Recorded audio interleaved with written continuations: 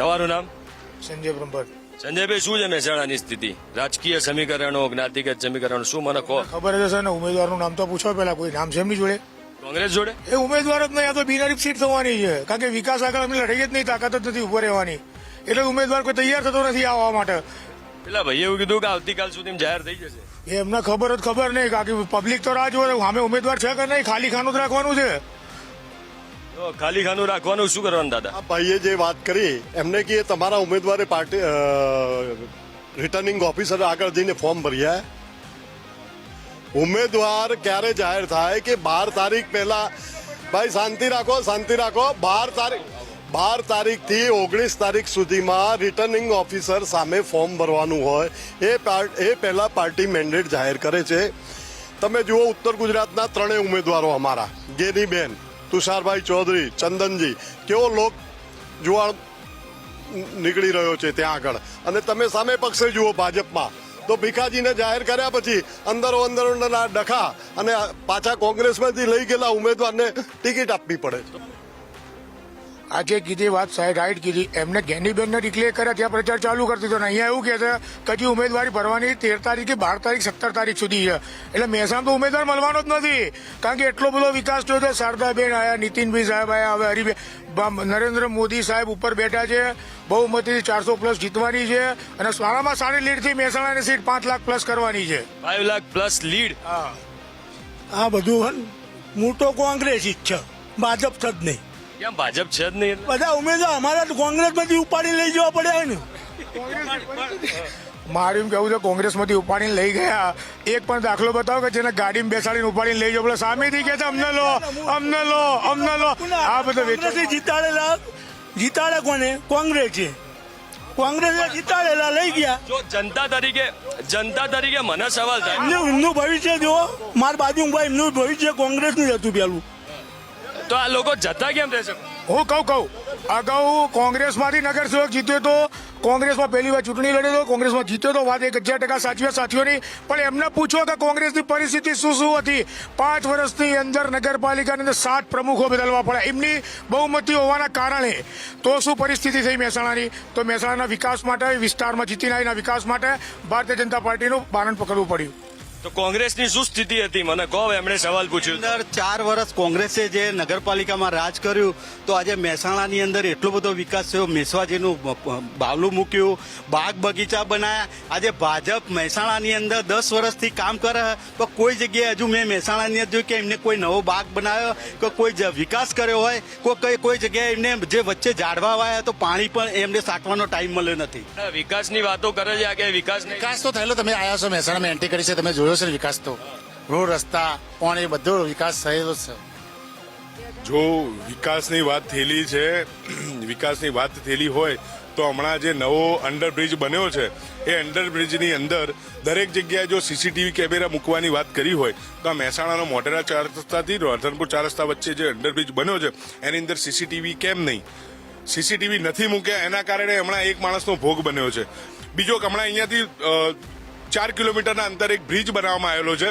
એ bridge બનાવ્યા એના 6 મહિનાની અંદર આખો બ્રિજ પડી ગયો તો એને વિકાસ કહેવામાં આવે? તો આ જો વિકાસ હોય તો આ વિકાસ એમનો કહેવાય, પબ્લિકનો નથી. પબ્લિકનો વિકાસ નથી થઈ રહ્યો.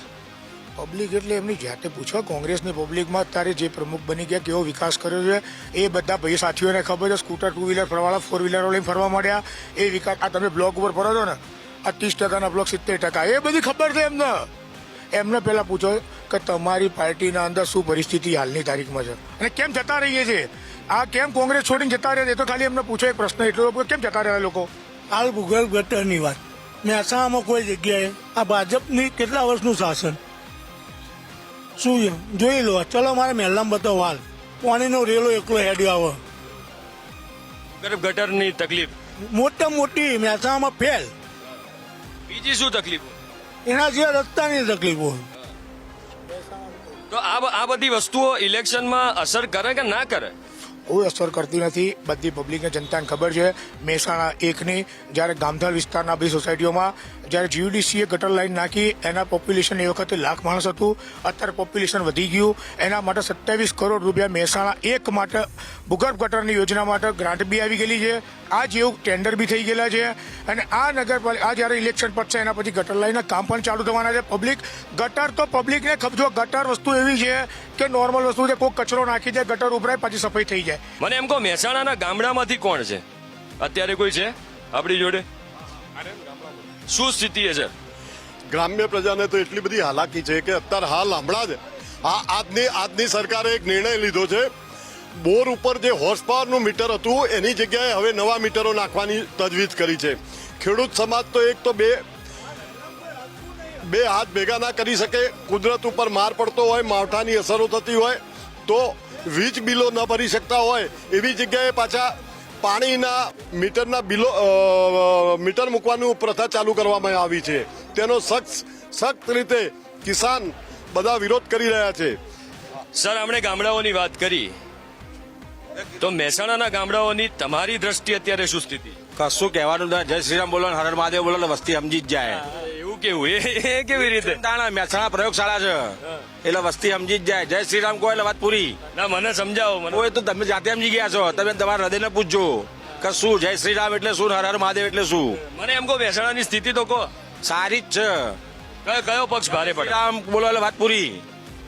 મત લોકો શું જોઈને હાલે? જય શ્રીરામ જોઈને ચાલવાના. વિકાસ જોઈને નહીં? વિકાસ તો જોવો જ ને. વિકાસ થાય છે, થાય જ છે ને. ડેવલપમેન્ટ જો ના ઘણી વખત એવું હોય કે કોઈ જગ્યાએ ના એ થાય, થોડો ઘણો રહી ગયો હોય, થાય જ છે. કોઈ જગ્યાએ વધારે થયો હોય, કોઈ જગ્યાએ ઓછો થયો હોય, પણ થાય તો છે જ. નર્મદાનું પાણી કોણ લાવ્યું અહીંયા?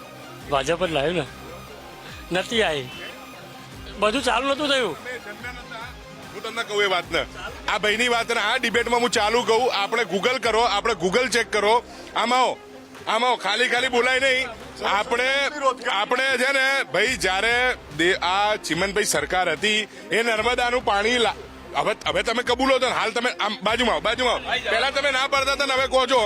આમાં ચીમનભાઈ સરકાર એ નર્મદાના પાણી ઘરે સુધી પહોંચાડવા માટે લાયા હતા.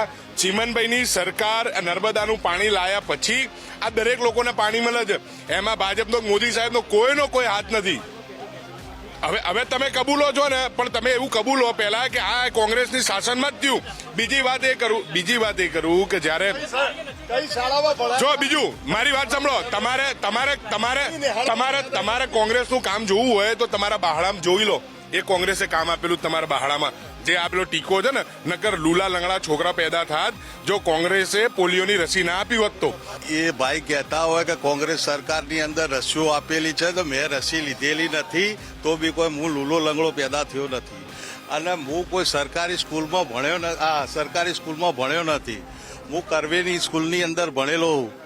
એટલે એ સ્થિતિમાં બી સરકારી સ્કૂલમાં જે ગરીબ લોકો ભણતા હોય ભણે જાય, બાકી તો બધા પ્રાઇવેટ સ્કૂલમાં બી ભણતા હતા. અમે પોતે કુમારશાળામાં જ ભણેલા છીએ, સરકારી.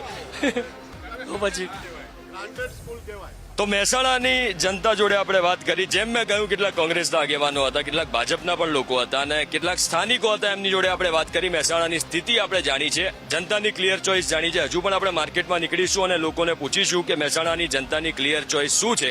અને એના પછી આવતીકાલે આપણે મળવાના છીએ હિંમતનગરમાં. ત્યાં સુધી તમે જોડાયેલા રહેજો ન્યૂઝ કેપિટલ ગુજરાતની સાથે.